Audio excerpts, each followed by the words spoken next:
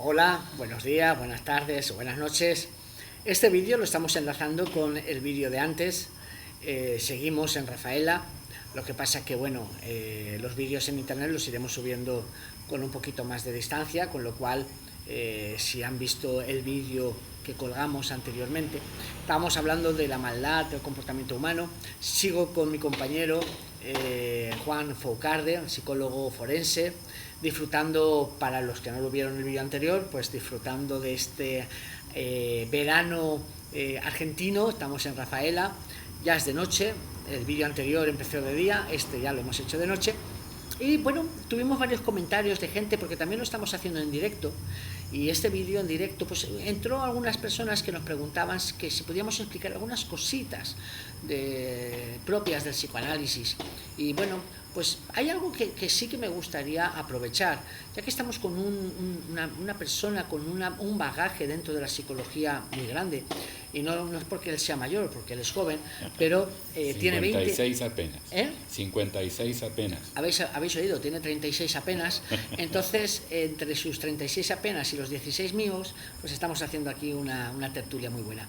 Entonces, él es psicólogo, pero lleva 20 años como psicólogo, pero 25 como psicólogo forense, con lo cual, de alguna forma, tiene una formación bastante amplia. Pero lo más importante, para lo que no visteis el vídeo anterior, es que su formación es con una vertiente muy psicoanalítica, a diferencia de la mayoría de los psicólogos formados, por lo menos formados en España, donde todos tienen una gran formación, más que nada de psicología cognitivo-conductual, y donde el psicoanálisis pues no se estudia prácticamente nada.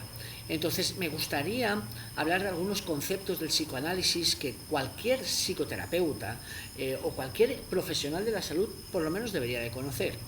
Uno de ellos es la transferencia y la contratransferencia. ¿Nos podrías hablar cómo se entiende o qué es exactamente?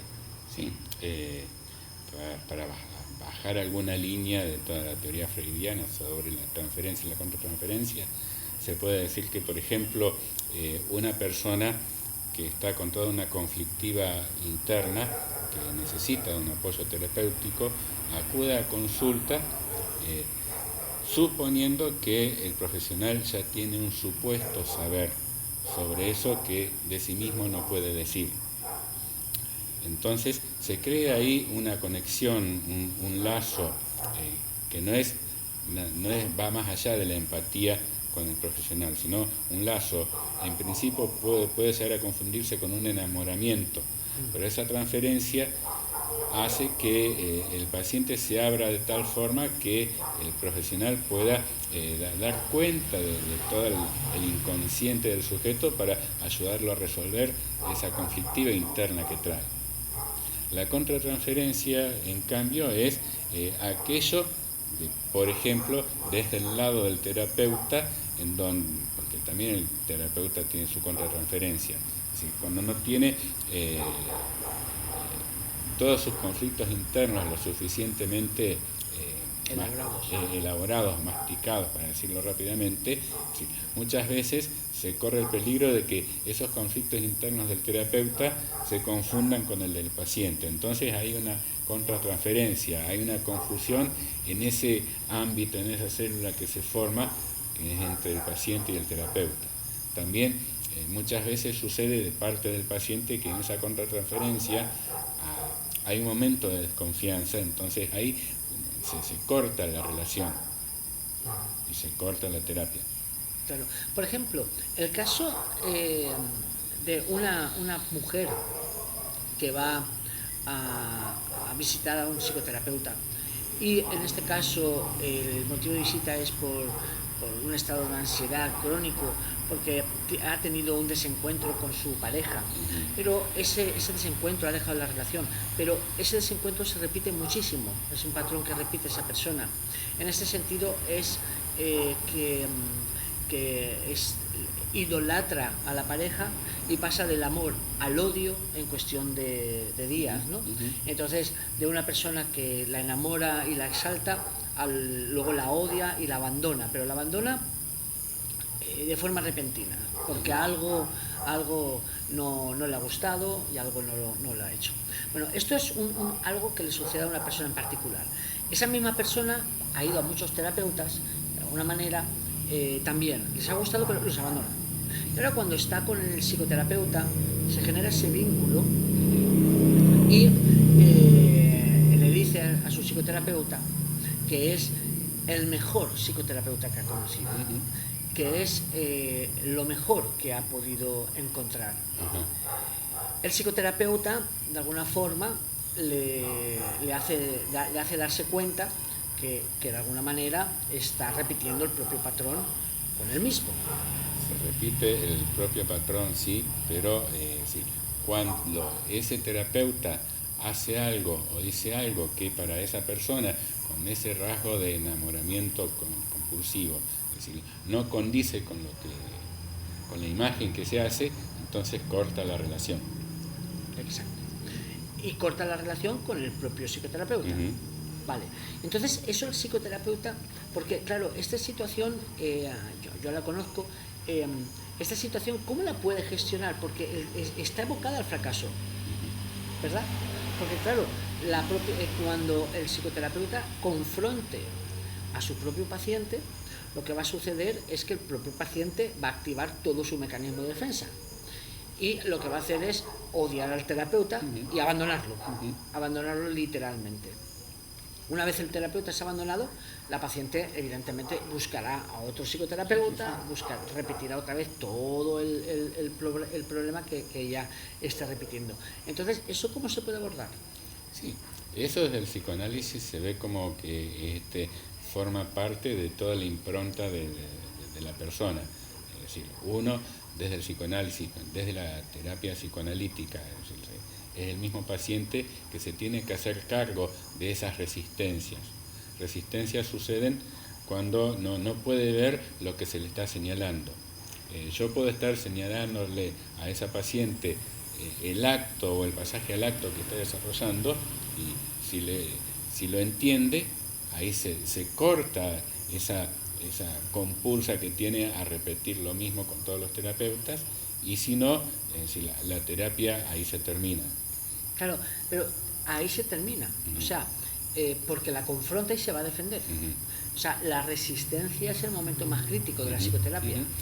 Lo ideal es ayudarle a romper esas resistencias, mostrándole con señalamientos lo que está haciendo.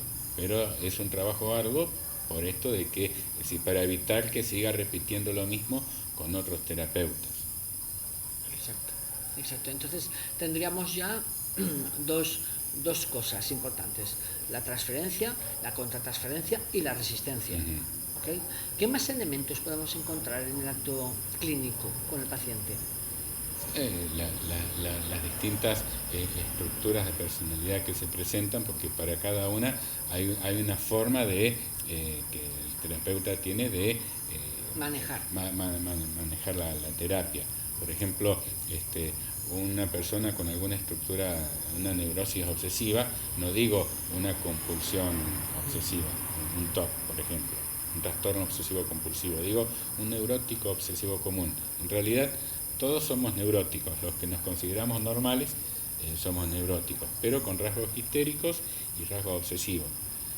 Algunos con mayor porcentaje en lo obsesivo y otros con mayor porcentaje en lo histérico. Y a partir de ahí, pero esa neurosis, esa estructura neurótica se va desarrollando a partir de lo que en alguna oportunidad hablamos de los vínculos. Cuando uno en la primera infancia se desarrolla, se estructura en su personalidad con un rasgo determinado, un rasgo obsesivo, un rasgo histérico. Como buenos neuróticos que somos, la realidad nos apabulla, nos pega duro, y de acuerdo a las herramientas que tengamos para poder enfrentar la realidad que nos toca en suerte, podemos padecer traumas, estrés, angustias, momentos difíciles.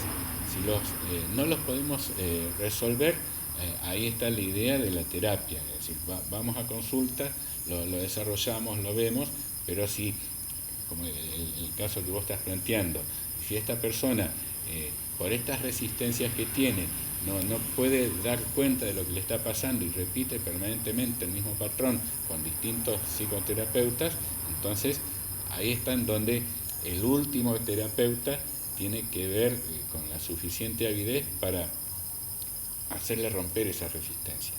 Claro, claro. En este caso, claro, hablas de que hay haces mención al tipo de personalidad que el paciente pueda tener. Por lo tanto, de alguna forma, el psicoanalista, al principio de su terapia, antes de empezar quizás toda la terapia, hay una especie de evaluación. Sí, hay lo que se llama son las primeras consultas de diagnóstico. Exacto. Es decir, son consultas en donde al profesional le sirven para determinar el encuadre de la terapia. Exacto. De esas visitas de diagnóstico, antes previas a la terapia, ¿en qué consiste? ¿En una entrevista formal o es informal? No, es una entrevista que ya está pautada con la persona que quiere iniciar terapia, en donde se le va a hacer una entrevista, una anamnesis se dice, en donde se la va a historizar y aparte se le va a practicar una batería psicodiagnóstica como apoyo, instrumentos de apoyo para contrastar eso que se está viendo en la consulta, en la entrevista. Y a partir de ahí, tanto con los elementos que se consiguen en la entrevista más los elementos que se consiguen por los psicodiagnósticos, se determina cómo se va a empezar la terapia con el paciente. Perfecto, perfecto, muy interesante, la verdad que es muy interesante, y a partir de ahí luego ya se continúa la terapia.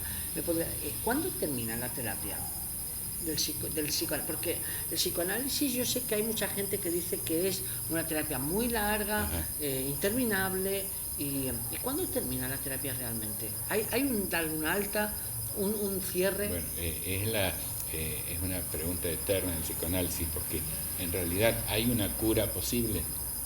Entonces, uno es el paciente el que en realidad, acá estoy descubriendo un secreto.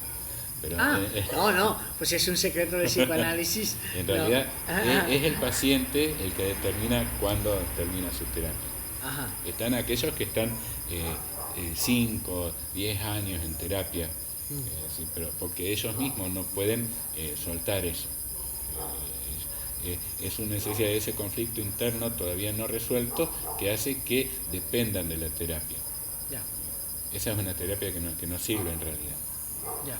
La terapia sirve cuando el paciente mismo da cuenta que ya todo lo que viene trabajando con el terapeuta ya lo tiene absolutamente cerrado y que está viendo más a un amigo que a un terapeuta. Ya llega hasta su próximo conflicto interno, por los cuales no tenga las herramientas para poder resolverlo solo, y de nuevo viene a la consulta. Perfecto. Pero ya con otra cosa distinta. Okay. Yo he estado en su consulta y es muy freudiana, la verdad que es preciosa, su despacho, ¿se sigue llamando diván? El diván, sí. Se llama diván, no sé yo si eso es ya antiguo o no, si le sigue llamando igual. Así que la verdad que el psicoanálisis, lo que le falta es la pipa, aunque él es lacaniano, con lo cual lo que le faltaría no es la pipa, sino un puro doblado. ¿Por qué estaba tan doblado? Porque eran como churros doblados los que fumaba Lacan. Sí. Los consumía tanto, fumaba tanto que terminaba con un pucho chiquito y Ajá. Es curioso porque Freud, de hecho Freud era un fumador empedernido y murió de cáncer de garganta, cáncer en la mandíbula. Sí, de hecho, él en los últimos años la mandíbula era de madera, porque me acuerdo que se la quitaba en los dolores insufribles, me acuerdo de toda esa historia que la he leído. Y Lacan, bueno, no sé qué murió tampoco, pero con lo que fumaba supongo que de alguna forma él no fuma, por lo tanto, así que no es un puro psicoanalista. Bueno, pues espero que les hayan gustado estos tips, ¿no? de psicoanálisis, de una materia tan complicada, porque yo la verdad que cuando yo he estudiado, bueno, a mí me encanta leer, he estudiado a Freud, y la verdad que me ha costado muchísimo entenderlo. Y Lacan también lo he leído, los seminarios de Lacan. De hecho, Lacan, el seminario número 2, habla de cibernética. Y me encantó el seminario número 2 porque usa conceptos de cibernética, el lenguaje, lo expresado, corrígeme si me equivoco, el concepto de significante y significado también es lacaniano. En realidad Lacan lo toma de una teoría lingüística, de Saussure. Ah, vale, vale. Pero no es de Lacan, entonces. Vale. Es decir, él lo invierte al término, porque Saussure en lingüística da cuenta del significado, que en este caso es la imagen de un árbol, y el significante, que es lo que nombra a eso que es la imagen. Claro. Lacan lo da vuelta, pero para entender que el significado es aquello que se presencia en la realidad, y el significante es toda la idea que uno tiene sobre esa misma imagen. Claro, exacto. En el inconsciente. Exacto, porque además yo creo que muchas de la neurosis que vamos a encontrar precisamente está en esta estructura, ¿no? Es decir, el significado y el significante, por ejemplo, del concepto de lo que es la relación de pareja. Claro. Es un encadenamiento de significantes. De significantes, no de significados. Y es ahí donde va a entrar el arte, ¿no?, de la psicoterapia. En esos significantes vayan estructurándose dentro de una especie de diálogo no neurótico, no tan neurótico. No tan neurótico. Sería esa la idea, ¿verdad? Y también me gustaría entender, por ejemplo, claro, los conceptos de los significantes, de dónde vienen, evidentemente, porque vienen también aprendidos. Y muchos significantes también pueden estar muy unidos a la emoción, ¿no? Y creo que a la representación que cada uno tenga sobre ese mismo significado. Claro. Y por eso es un encadenamiento de significantes. Claro. Es lo que a cada uno le representa eso que ve. Claro. Y ahí es donde Lacan trabaja mucho, ¿no? Es donde yo, por lo menos, cuando leía Lacan, entendí toda esa parte que yo a mis alumnos, cuando estamos haciendo PNA, digo, el significante y el significado. El paciente nos habla de significantes, no de significados. Por ejemplo, cuando un paciente nos viene a consulta y nos dice, es que tengo depresión, ya, la depresión. ¿Qué es para el paciente? ¿Qué entiende por depresión? Exacto, ahí está. Esa parte es muy lacaniana, ¿no? ¿Verdad? Pues en ese sentido la psiconeuroacupuntura le debe a la teoría lacaniana, que a su vez la teoría lacaniana le deberá a la teoría psicolingüística, pues todo ese... Me has hablado de Vygotsky. Vygotsky también. Sí, este teórico para mí fue muy bonito porque yo también leí las teorías de él sobre el lenguaje y lo más triste, murió muy joven, con 50 y pocos. Con 54 años. Con 54 años, murió muy joven, la verdad que yo, y también intentando entender, ¿no? Porque el lenguaje, de alguna manera, es un misterio porque estamos hablando. El acto de hablar se construye en el fenómeno del discurso, porque no somos conscientes de lo que vamos a decir, pero sin embargo lo decimos y lo mantenemos en un proceso en activo. Hay un dicho que nosotros los psicólogos tenemos que es así: cuando digo más de lo que digo, porque hay algo de lo que digo que no puedo decir. Exacto.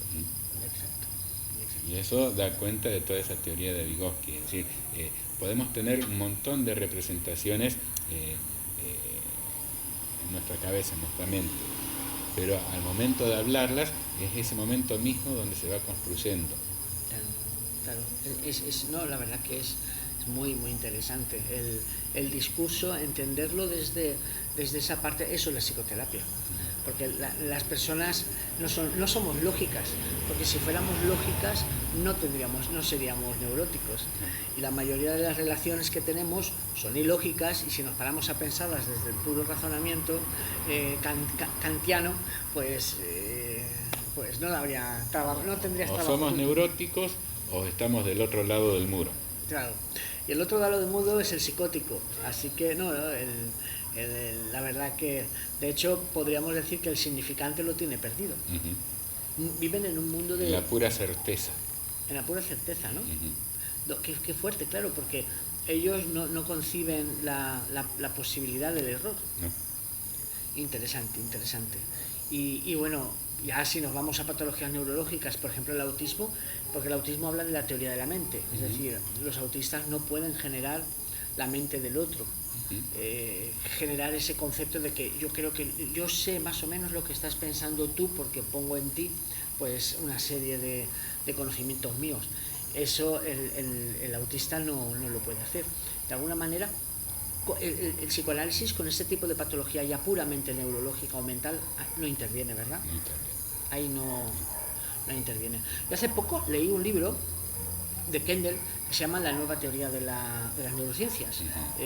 Habla de que realmente hace una crítica al psicoanálisis diciendo algo así como que el psicoanálisis nunca se interesó por hacerlo científico, llevar sus teorías verbales, no llevarlas a una explicación neurológica. Se nos acusa de tener elucubraciones teóricas. Sí, y de cosas peores que no voy a decir en público. No, pero está bien. Pero también Kendall dice que con los nuevos desarrollos de las neurociencias, los postulados freudianos se están descubriendo en el cerebro. Esa parte inconsciente, esa parte del ello, ¿no? Esa parte que de alguna forma la psicoterapia modifica el cerebro. Realmente la neuroplasticidad, el darse cuenta, todo eso es muy importante. Con lo cual yo creo que la psicoterapia o el psicoanálisis, perdón, en este caso, necesita una actualización post-lacaniana que tiene que ser juaniana, foucaultiana. O por lo menos llevarla... Soy humilde, no creo que le llegue a los talones ni a Freud ni a Lacan. No, aquí los talones no llegamos a nadie, pero la mente la tenemos para utilizarla. Ajá. Y yo creo que hoy en día las terapias... De hecho, si te das cuenta, Freud desarrolló una teoría que era de arriba abajo. De arriba abajo es, vamos a decir un poco así muy a lo bestia, pero desde el conocimiento cambiamos a la persona. Esto parece ser que bueno, pues no fue muy... tiene muchos detractores o es muy lento, bueno, se ven muchas críticas. Y de ahí vino uno de mis amigos, Wilhelm Reich. Wilhelm Reich dijo que sí, que uno tenía que conocer lo que le pasaba, pero el cuerpo se olvidaba. Y en el cuerpo estaba la estructura caracteroanalítica. De alguna manera, el cuerpo, a través de la represión, del sistema simpático y parasimpático, generaba las corazas neurovegetativas. Las corazas neurovegetativas generaban una estructura de carácter corporal. Y ahí es donde aparecen las terapias de abajo arriba. Yo tengo que agregar esto. Uno no es en terapia únicamente un pensamiento. Uno es un todo. Claro. El cuerpo también habla. El inconsciente tiene muchas formas de lenguaje, claro, incluso en el cuerpo. Claro, lo que yo no entiendo es por qué Freud se resistió tanto el contacto físico, porque el problema que tuvo Wilhelm Reich fue cuando empezó a decirle a Freud que no, que había que estar delante del paciente, que había que tocarlo, incluso que había que estirarlo, ¿no? Y ese creo que fue el bloqueo más grande que tuvo con Reich. Y bueno, de ahí luego vino Alexander Lowen y toda la bioenergética moderna. Y fíjate que también la bioenergética quedó tampoco. Y entonces pasamos a lo que hoy se llaman psicoterapias de tercera generación. Las psicoterapias de tercera generación serían, como Peirce dijo, las terapias donde integra lo de abajo con lo de arriba. Y ahí viene la Gestalt. La Gestalt, entre otras, lo que se dan cuenta que hay que trabajar lo corporal, pero con la psicoterapia al mismo tiempo. Y entonces se desarrolla, pues esos ejercicios psicocorporales que luego se analizan en el diván o ya depende de la orientación de cada uno. ¿Y dónde estaría la psiconeuroacupuntura? En las psicoterapias de cuarta generación. Ahí estamos. ¿Por qué? Porque la psiconeuroacupuntura lo que hace es trabajar de arriba abajo, de abajo arriba, pero mejora la terapia en el sentido de que no te hago sentir para luego analizar. Lo que vamos a hacer es que sientas con las agujas, con estímulos de marcadores somáticos, que esto tiene que ver con la teoría de Antonio Damasio, que con las agujas te hagan sentir al mismo tiempo que la psicoterapia desarrollada para este fin te haga conocer. Entonces te hago sentir y conocer en tiempo real. Y eso creo que es el gran avance de la psiconeuroacupuntura. Por ejemplo, alguien que viene con algún monto de angustia, pero lo tiene absolutamente reprimido, no lo puede sacar. En la psiconeuroacupuntura, a partir de los puntos que se punturen, eso hace que se eleve la capacidad de expresión. Claro. Pues bueno, eso un poquito una perla que os hemos dado de psiconeuroacupuntura, aunque estamos hablando de psicoanálisis, pero en realidad al final todos, porque claro, aquí estamos hablando y la psiconeuroacupuntura es de cuarta, claro, pero para llegar a cuarta generación hay que pasar por primera generación, y el trabajo que hizo Freud creo que es uno es de los pensadores más importantes del mundo, porque todo el mundo, si hablas de psicología te van a decir Freud, y si yo creo que entre Freud, Darwin y Einstein pues generaron fueron los genios del siglo XIX, ¿verdad? Siglo XX, perdón. Sí. Creo que fueron los grandes pensadores. Bueno, XIX y XX, porque Freud, la publicación del libro de los sueños fue en el año 1899. 1899, así es. Pero hizo trampa. Porque él lo publicó en el 1899, pero puso 1900.